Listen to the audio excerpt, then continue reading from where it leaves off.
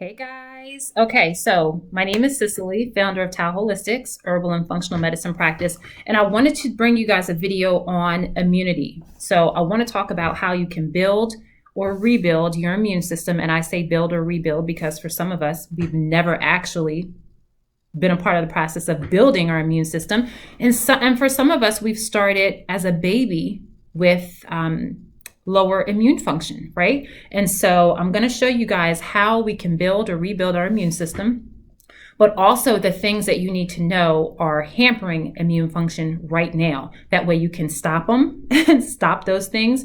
And then you'll have some solutions in place that you can use to really help improve your immune system. And it's not just about boosting the immune system. I'm going to talk about why that's an issue, okay? Or why that can be an issue with people.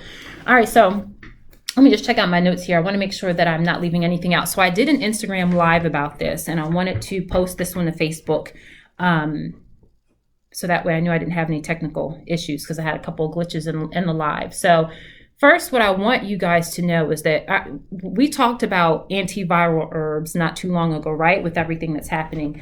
But what's better than taking antiviral herbs or taking in things to help kill germs or viruses?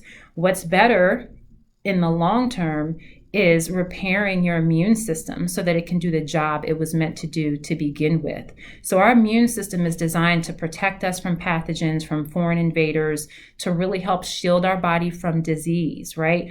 And when it doesn't do that, it's hampered from something, and for some reason or another, and we'll talk about what some of those possible factors are, but that's the job that it's meant to do. And so our job is to help facilitate its function so it can do exactly what it's supposed to do, instead of only throwing things at it to protect us from outside forces like viruses or bacteria. And that's fine. I mean, guys, I'm an herbalist. I use herbs every day. I take them every day. I recorded videos on taking herbs for antiviral use, and that is a phenomenal way to take them. However, I just don't want you to lose sight of the fact that you have to be taking care of your immune system in the first place in order to expect long-term benefits of any kind of herb or supplement that you take. So with that being said, let's go ahead and jump in and let me just take a peek at my notes, because if I don't write it down, I may not remember everything that I intended to share. So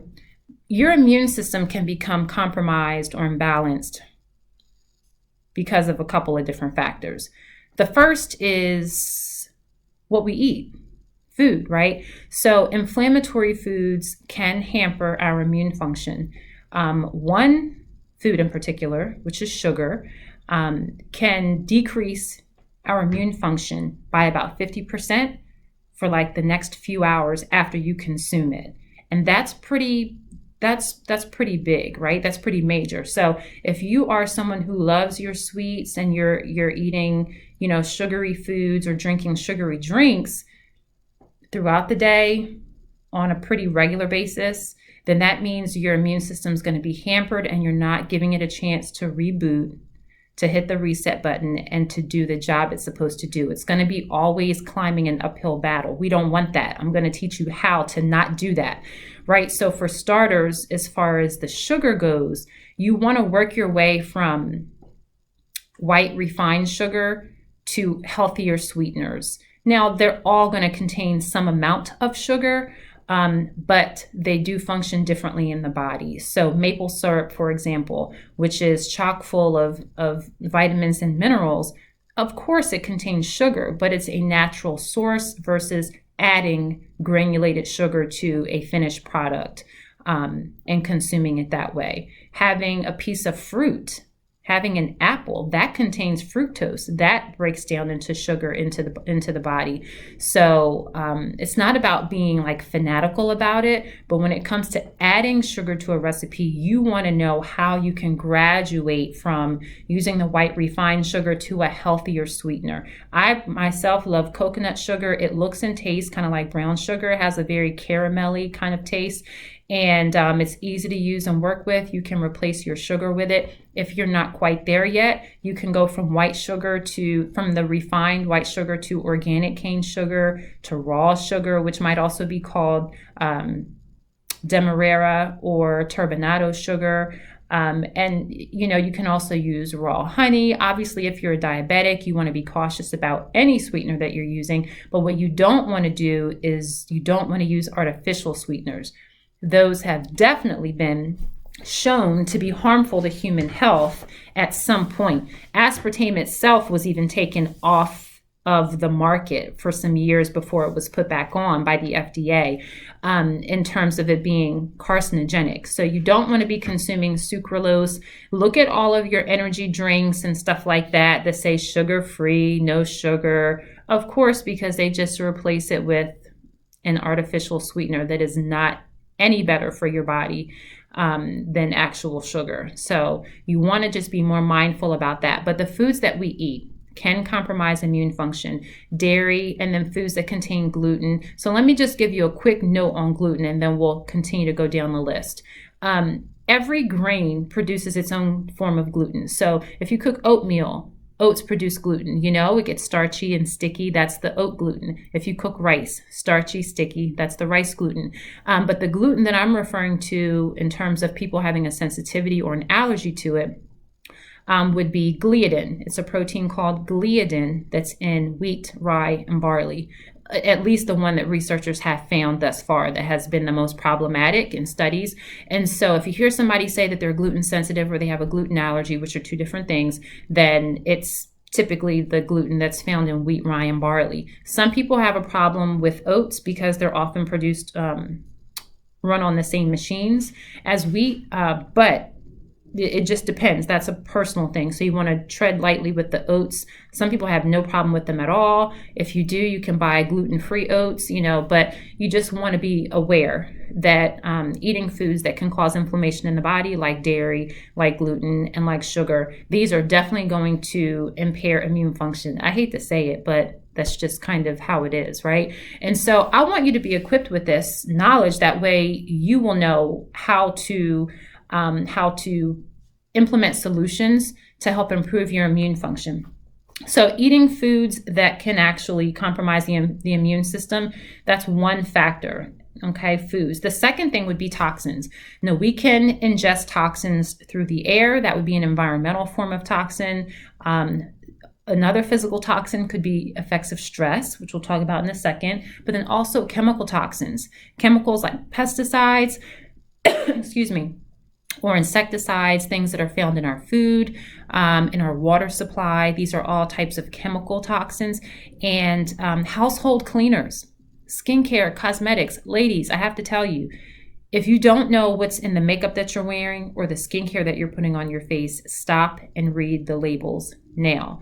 I used to use some big name brands of, makeup because they were really pretty. They looked nice until I realized what was in them. And so to date, I really only wear, there's a couple of brands, but the main brand that I wear whenever I wear makeup is Arbonne. I use their skincare as well because they avoid more than 2,000 chemicals in their products. And that's namely why I decided to become an Arbonne consultant, because I was like, wow, I can buy these cosmetics that are plant-based, the skincare that's plant-based, that they are, eliminating more than 2,000 ingredients, toxic ingredients in their products, and I can use this and still feel like I look good and feel good, and I'm not contributing to my toxic body burden, right? At the same time, I'm actually doing something good for my body. And so that is really important. Look at the household cleaners that you're using as well.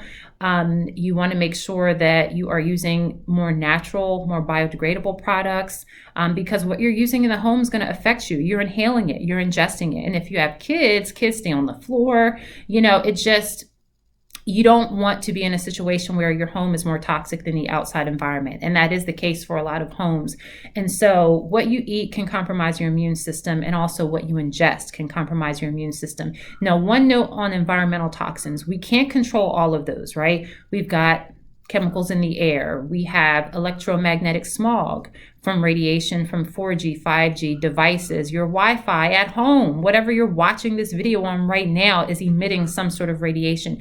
You want to know how you can protect yourself from that, because we can't control all of it, but we can control what we can control. So if it means at night shutting off your Wi-Fi, then do it. There have been families who have sued school systems because they felt their child got sick from the Wi-Fi. It is a very real thing. So for me, I'm an affiliate with Q-Link. I wear this pendant every day. Everybody in my family has a pendant. It helps prevent your body from absorbing the radiation put out or emitted from these kinds of devices. And it's very important because it's all around us now more than ever. You really do want to be mindful because it can affect us emotionally, but also on a physical level. Our bodies don't quite know what to do with all of this technology. Our cells are jumpier. We have more anxiety, and a lot of that is due to the changes and advancements in technology. So of course they can be used for good, right?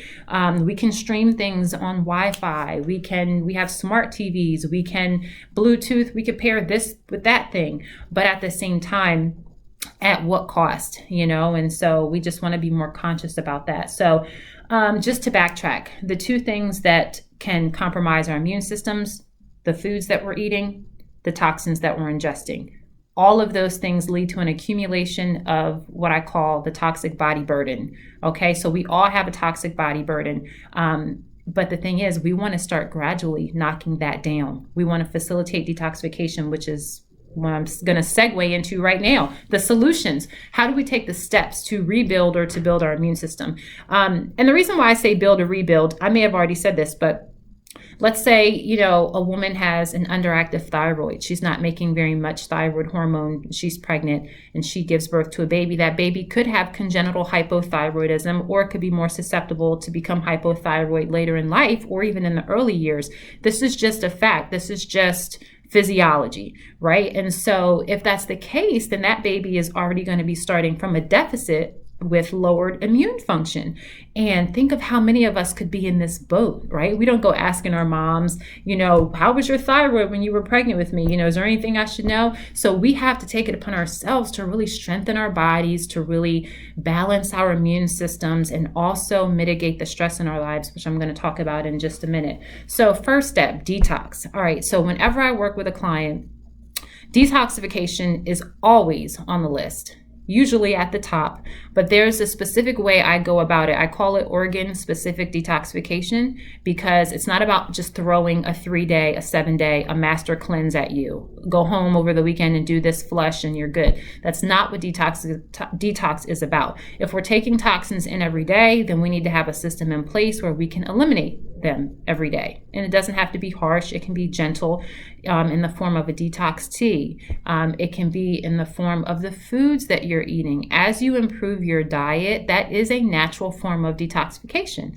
a nutritional form of detoxification. And with any form of detoxification, you want to know that you can see cleansing symptoms, right? As you start to detoxify your body, you may get headaches or skin rashes or symptoms of the cold or flu. That's just typical, usually only lasts a few days, and then you start to come out the other side of it feeling better. That's your body's way of talking to you, saying like, listen, hey, I'm getting rid of all this junk that has been trapped inside of you, all this time. And so detoxification is critical. It is a critical part of the health process and of the process of rebuilding the immune system. So you always want to start with the bowels. I always use this kind of analogy that your bowels are like they're like the interstate, like the freeway.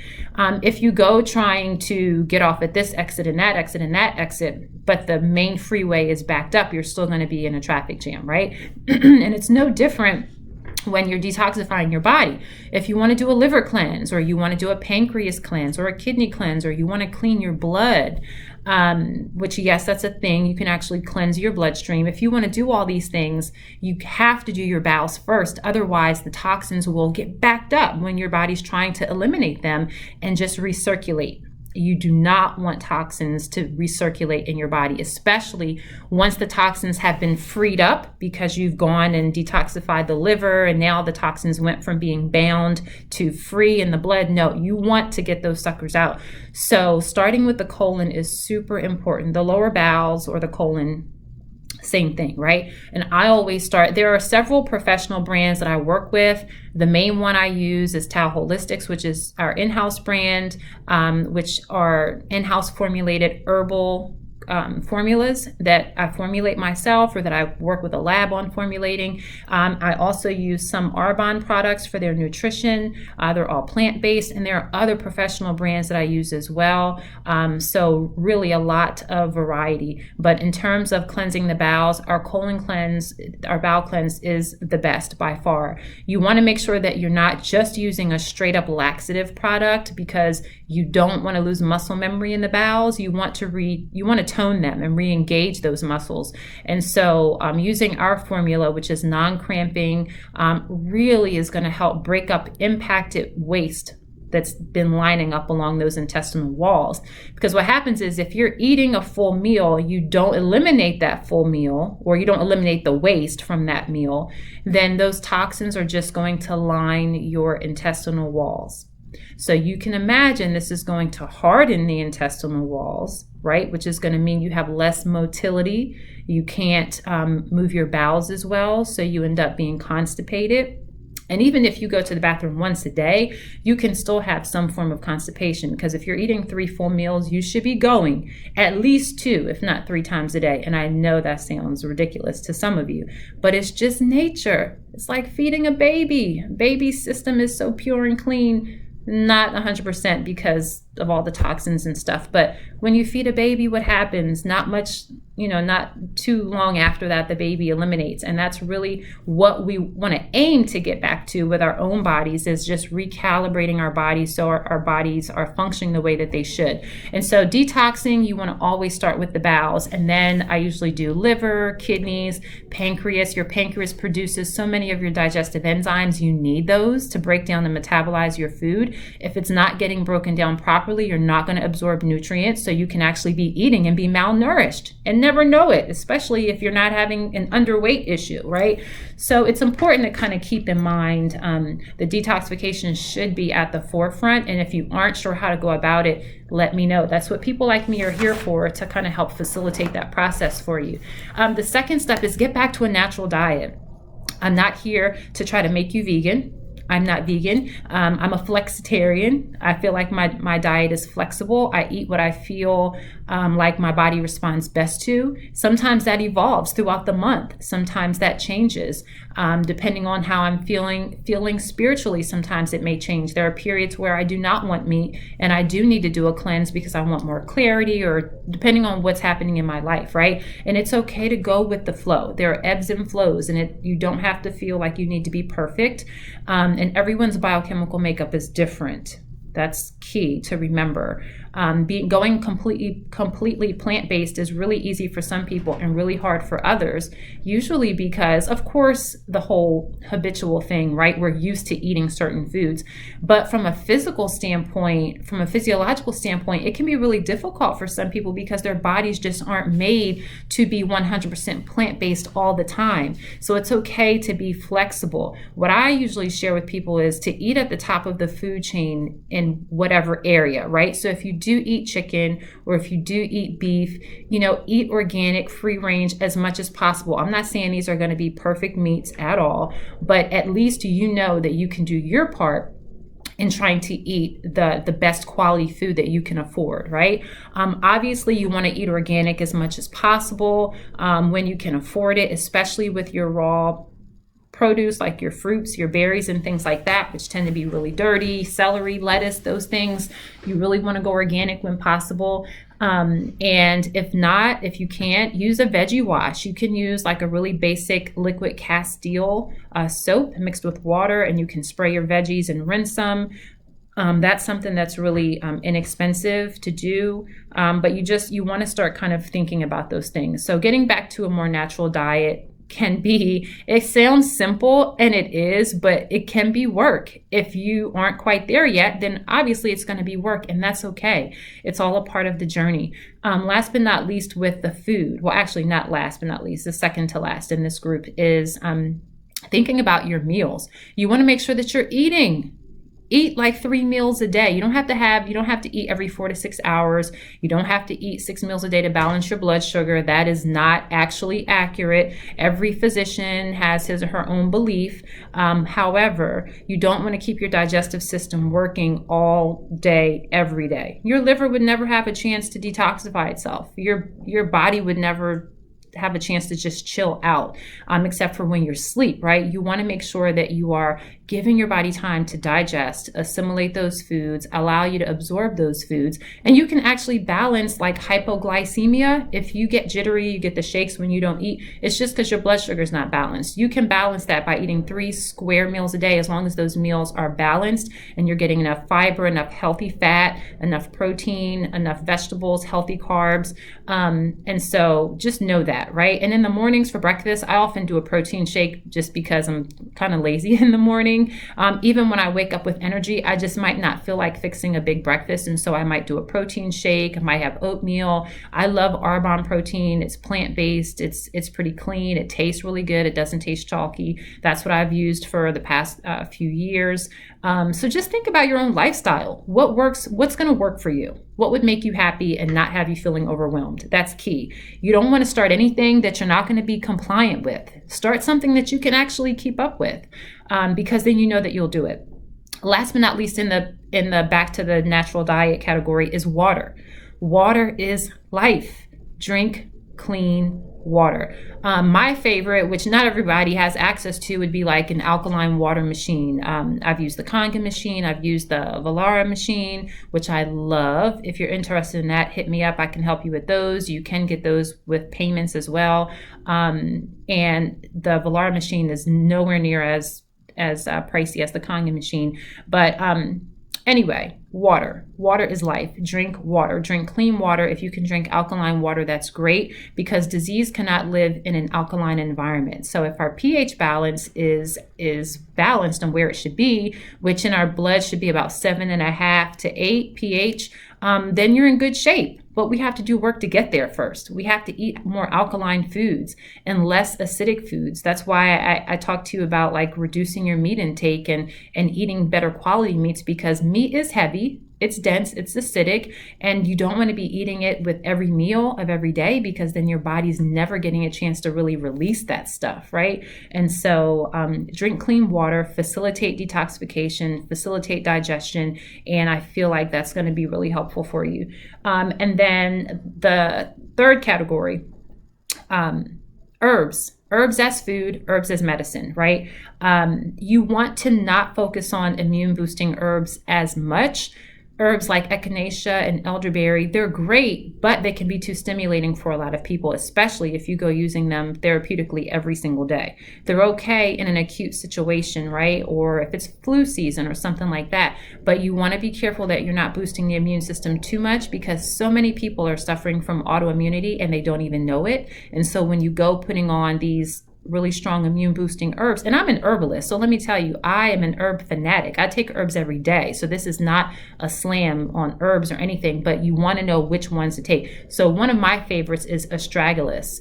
It is an immune modulating herb, so it's going to help to balance out your immune system. So even if it is overactive, or if you have some autoimmunity, then it's going to be very beneficial for you. I love astragalus. A few supplements, and then I'm going to move on to the next one. Vitamin D is critical because it functions like a hormone in the body, not a vitamin. It's going to help with your immune system. It helps with other things as well, but vitamin, like bone health and such. But vitamin D is very, very important for strengthening your immunity. Vitamin A is another one that also has some immune strengthening properties, also helps your intestinal health, of course, your vision and things like that. And it is a precursor for other functions in the body, which I don't have time to go into all of that, but just wanted to give you a few. The third one is MSM, which is short for methylsulfonylmethane. It's an organic form of sulfur. It sounds like a chemical, but our bodies already make it. The problem is that our bodies don't make enough of a lot of these minerals because of the quality of food and how it has been diminished, right? So MSM really is important because it helps our cells talk to one another. It helps to clear off the sludge from our cells so that they can communicate. Nutrients can then pass through. Processes become, they function a lot more easily because the cells are softened, and things just flow much more easily in the body. Just kind of like when you're talking to somebody on a cell phone. If you don't have good reception, if that frequency, that signal isn't just right, you're going to have a bad connection. And so with our bodies, we want to remove the static, remove the cellular static, and really cleanse them. And that's what MSM does. It also has other amazing benefits like joint health, immunity, bone health. It's anti-inflammatory.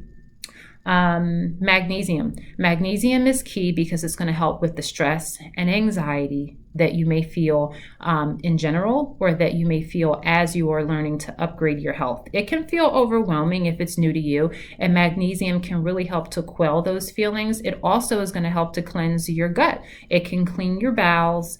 We need magnesium for about 300 plus functions in the body. And so when we're deficient, those 300 plus functions sort of take the hit, right? So magnesium is an important one. That one's great. You can take it any time of the day, but a lot of people take it in the evening time because it can help with your sleep.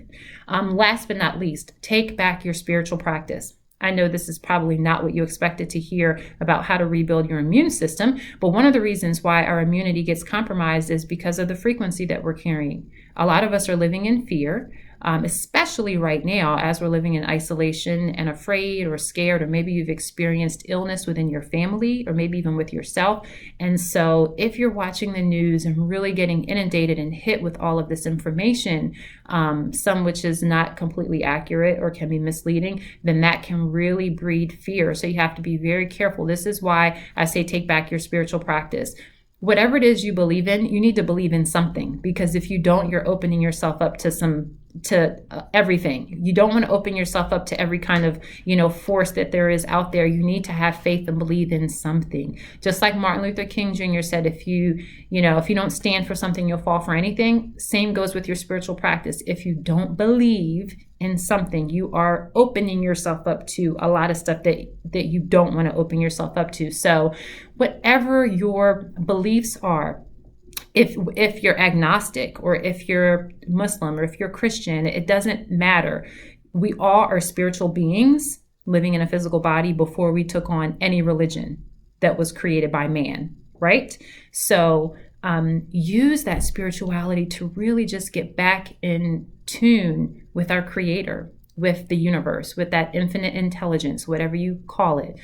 Use that time to really just connect in with yourself and to realize that we're all connected. Love is the answer. Love is the opposite of fear, So if you're feeling nervous, if you're feeling stressed, if you're feeling fearful now or about anything else in life, just remember to always lean on your spiritual practice. It could be 2 minutes of prayer. Well, 2 minutes might be a long time to pray, right? I don't know. It could be 2 minutes of meditation. It could literally be 2 words of prayer. Thank you. Just being more grateful. Just thank you.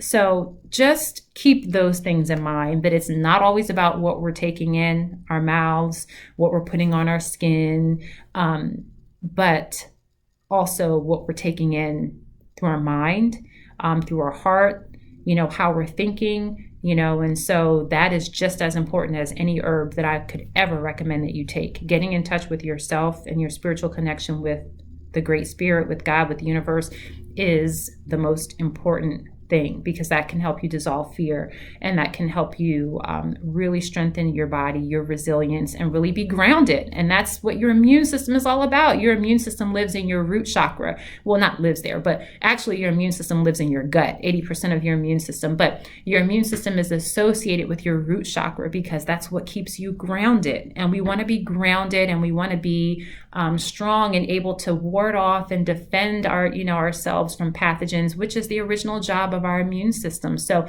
if we can do more of these things, we can actually let our immune system do exactly what it was designed for, right? Without having to take in tons of this and tons of that. So I hope that this has been helpful. If you guys have questions or want to hear about a specific topic, you can always let me know. You can reach me at taoholistics.com or by email at hello@taoholistics.com. Thanks so much for watching, guys. I'll talk to you soon.